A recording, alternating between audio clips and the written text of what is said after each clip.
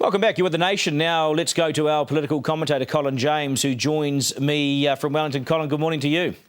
Kia ora. What did you make of Honi Harawira? It seems like he's going to leave the door open for some kind of merger, but I don't think anyone's going to go through it. No, I don't think so. 2 points. One is his point that he made quite clear, that Māori Party's shacked up with National while that's there. Mana can't join, socio-economic reasons. Secondly, there's bad blood between him and Ururoa Flavell, and I just can't see how that is going to be resolved quickly. It was an astonishing attack, really, on Flavell, wasn't it? The guy's got no charisma, he's got no charm. He was sort of a journeyman, if you like. Well, it certainly wasn't friendly. But there's a deeper issue there, and that is that Mana's really an action group. He said it himself, he's an activist. And the Māori Party, the other side of that is the Māori Party is real trouble. And I think if we had a good, hard look at the membership of the Māori Party, how big would it be? So koutautanga, I think that's a pie in the sky at the moment. I don't go out into the future, and it might well be, but not between these two. Do you think the Māori Party's got 500 members? I think what you're signalling there is they might be like the United Future Party and be under 500. I simply don't know.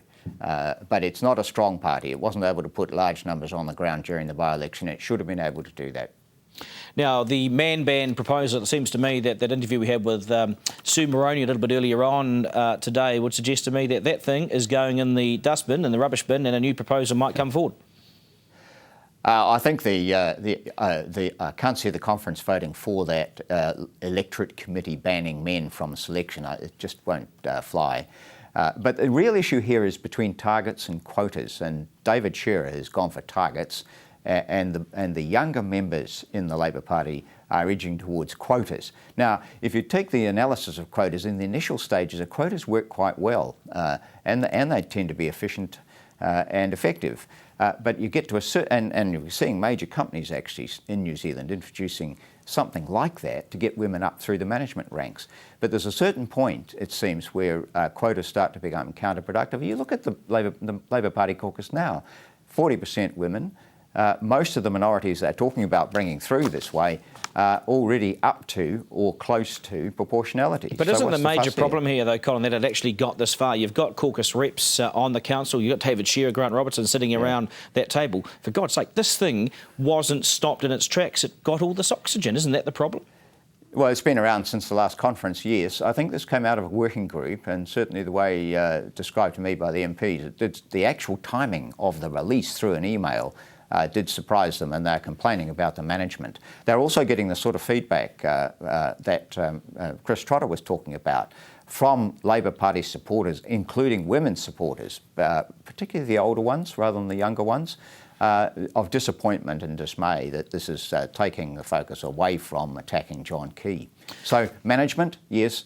And the question in behind management, it's both at the caucus level now, at the party level, is people will ask, if you can't manage yourself as a party, how are you going to expect us to believe you're going to manage the country? Yeah, I mean, is it political management or is it leadership, or is it both?